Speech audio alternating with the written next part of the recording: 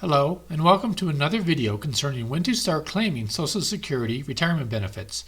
In this, we look at, if you can afford to, should you start early and invest your monthly payments, or defer until age 70, knowing you'll then get much larger monthly payments, but for 8 fewer years. Of course, meeting any investment goal may be difficult. In this video, we are just looking at the numbers, not evaluating what investments are prudent. Here, we are assuming the retiree is investing at 6%. Your financial advisor may consider this unrealistically high, but it is a basis for comparison. As in other videos, we'll assume the retiree was born in 1962 with a lifetime earnings resulting in a PIA of $1,000. This results in a $700 monthly payment if the retiree starts collecting benefits at age 62, or in $1,240 monthly if the retiree starts collecting at age 70. The crossover age is at about 96.5 years, so at any age less than that, the retiree would have been financially better off claiming Social Security early and investing that at 6%. At a 3% investment rate of return, which your financial advisor may consider a more reasonable target, the crossover age has dropped to slightly less than 84.5 years. And at a 0% of return, hopefully you'll do better than this, the crossover age is slightly less than 80.5 years, as we've seen in the earlier videos. Here we put it all together, although some of the colors have changed, showing the returns at 0%, 3%, and 6% for early and late claimers. It's quite a busy graph, but let's dig in. Among other things this graph shows is how important the investment rate of return is. You can see the 6% investments, whether starting early or starting late, beat out the lower interest rates by the investor's early 80s. And the 0% rate of return, again, whether starting early or late, trails the higher returns by age 80.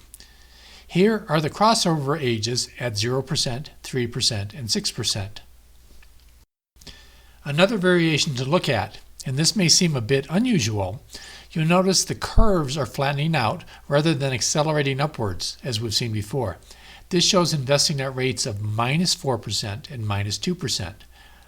These may seem unrealistic, but -2% closely mimics investing at 0%, which is what many banks pay now, while inflation is at a 2% rate, so investing at 2% less than inflation.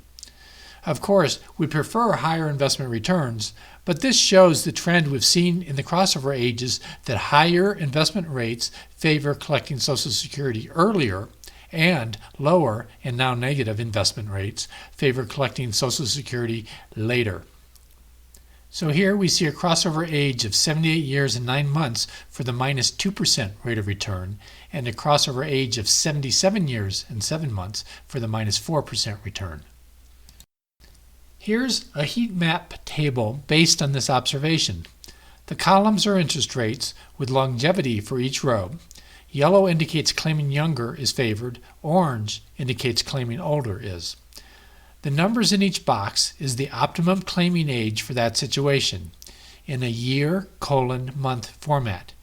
Note that some regions in the middle favor some claiming ages between 62 and 70. Here we repeat the table, but increase the cost of living adjustment from 0% to 4% frame by frame.